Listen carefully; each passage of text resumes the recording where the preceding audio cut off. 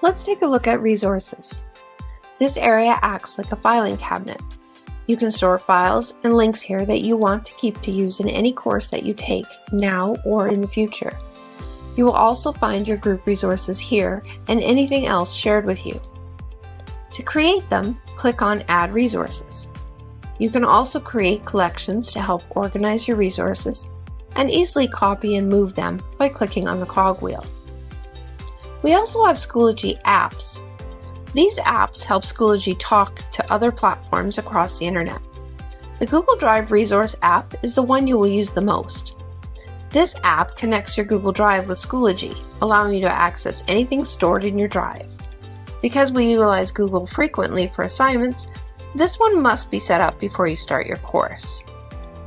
I have a red error code showing up, but when you first open the app, you might see an Allow button to activate it. Mine has already been activated. After you click it, the error shows up.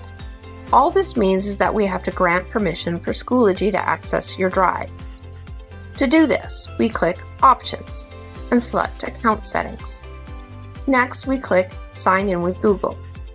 The permissions window will ask to see, edit, create, and delete all of your Google Drive files. But don't worry, Schoology cannot delete or change any file without you making those decisions. This just allows Schoology to act on your behalf. After you click Allow, you'll see the contents of your drive in Schoology. Now, when you create an assignment in your drive, you can import them with just one click.